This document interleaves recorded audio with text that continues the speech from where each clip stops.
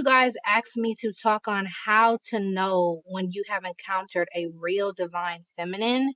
This is coming from my video where I talked about how in today's world, if you don't respect the divine feminine energy, which also means the earth, okay, women and girls, you will be destroyed, okay? That is basically what I was picking up on, which a lot of us collectively are picking up on. Like, it's a new dawn. It's a new age, baby. Okay. Number one way to figure out if you have encountered a real divine feminine, your life literally changes right before your eyes. You become extremely blessed when you come into her presence. So if you have a business, your business is going to thrive. If you have a job and you've been wanting to get some type of promotion, you're getting that promotion, honey. If you've been struggling even with like your skin or your hair, like thriving the way it's supposed to, your skin is going to start to glow. Your acne is going to start to clear up, especially if you engage with this woman in a romantic way and y'all are exchanging romantic energy. It does not have to be sexual necessarily, but just that feeling of love. Oh, yeah. Okay. And it reminds me of Summer Walker's song, "The Only Thing That's Saving You is the heart of a woman." I don't know if people understood what Summer was trying to say, but Summer is very spiritual. Of course, I don't know her personally, but she's very open about her spiritual beliefs from what I've seen. And that is so real. The only thing that's saving you, a lot of you, is the heart of a woman. The fact that a woman has so much love for you, that is what's saving you. Okay. Because women protect spiritually, naturally, okay? But this is not what this video is about. I talked about that in my last video.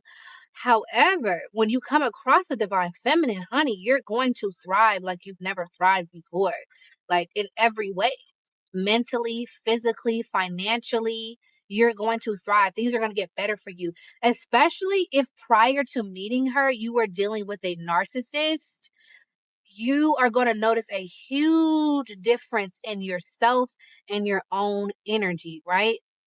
You're going to notice that when you were dealing with the person prior to the divine feminine, she was sucking the life out of you, okay?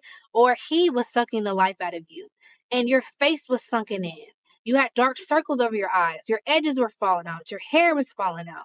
Like every single thing that you could possibly think could go wrong was going wrong. You were broke. You were homeless. Okay? You're not going to be broke and homeless around the divine feminine if you are treating her correctly. Let me just make that clear, which is why in that last video I said, like, don't mess with the divine feminine. Like, if you are not coming towards her with the intentions of respecting her and giving her what she deserves, stay away from her.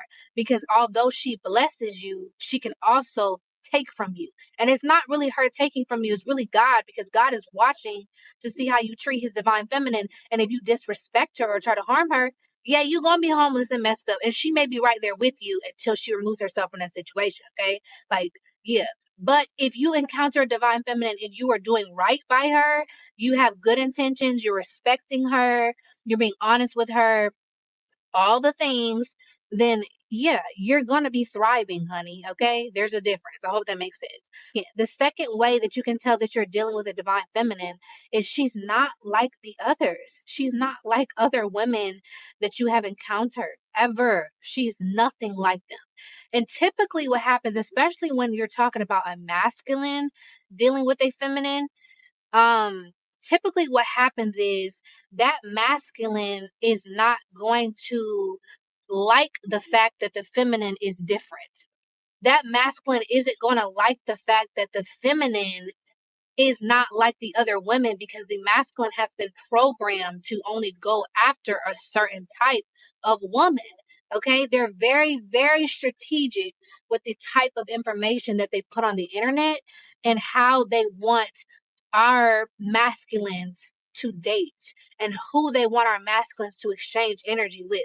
They are very strategic, and they want masculines to exchange their energy with karmic women, because those karmic women have the ability to suck the life out of these masculines, and those masculines will never ever ever reach their life purpose, because typically those masculines are thinking with their other head and not their first head. And they just continue to get their life force drained from them over and over again, because a lot of them have sexual addictions. Okay. So with that being said, when you come across a divine feminine, you don't even want to like continue on a relationship with her, because your ego is telling you she's different from other girls. There must be something wrong with her, because my friends are telling me that there's something wrong with her. Family is telling me that something's wrong with her. And social media is telling me there's something wrong with her. Social media is not showing me this type of woman. Social media is not glorifying this type of woman. And because we live in a day and age where people cannot think for themselves, they're going to listen to their family and their friends. They're going to listen to the people around them and the people they care about and the people who've been there since day one, because they trust those people's guidance. And even though the divine feminine has not done anything wrong to the masculine, all he can think about is, well, this isn't a good look, because I'm supposed to be with this type of woman, when really God just came and blessed you with a unicorn, and you still trying to mess with the horses. Okay? You want the horses, and horses are beautiful and majestic and all those things, but a unicorn, like, come on now. Would you rather have a horse or would you rather have a unicorn? Okay, let's be for real. A unicorn is rare. Like, this is something that's a dime a dozen. It's not safe, right? It doesn't feel safe to be with the unicorn, because the unicorn is something that nobody else has, right? But you would think they would want that, but they can't want it because their ego won't allow them to. Everything is telling them this is not a good idea. Like, I cannot take this majestic unicorn, this magical woman. I can't. Like, half the time they just can't handle you, which is not a bad thing, especially when they're honest about it.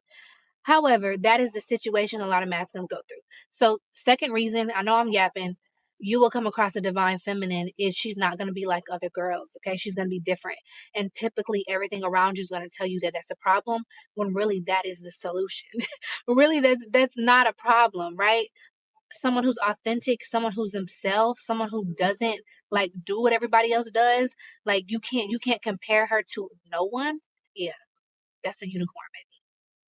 All right. So the third way that you can tell that you're dealing with a divine feminine is she's usually very creative. Her gifts are very obvious. It's obvious that this woman has creative gifts. It's obvious that she is even spiritually gifted. Usually what she does is a little different. So I'm kind of thinking about like Janae Aiko. Although she is a spiritual woman, her spiritual gifts that she has the ability to speak life into people, but also she sings beautiful songs and beautiful music, right? Like, she sings in a way that is extremely healing to other people. So that is one of her spiritual gifts. So a lot of these women, they could be singers, they could be actresses, they could be writers, they could be chefs, they could be anything of the sort, right? They could fall under any of these guidelines of being creative. There's so many different ways to be creative. She could even be a dancer. But the way she does it is just, you can't compare her to anyone. It's super creative. It's different. And some people may judge that, right? Because a lot of people have judged, let's say, Janae Aiko, because she is extremely spiritual. She has her sound bowls and she talks about meditation and talking to your plants, right? Where you have other artists that are more sexual. And Janae is very in touch with her sexual side. From what I've heard from her music, she's very sexually liberated. She freaky, okay? But she do her freaky different, okay? But that's what makes her divine feminine. That's what makes her set apart from the rest.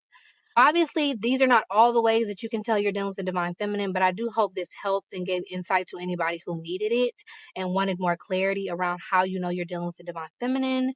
If you want another part to this video, or you want more information or more just discussion and topics about the divine feminine, leave a comment down below and we'll make that happen, okay? Y'all have a blessed day. Bye.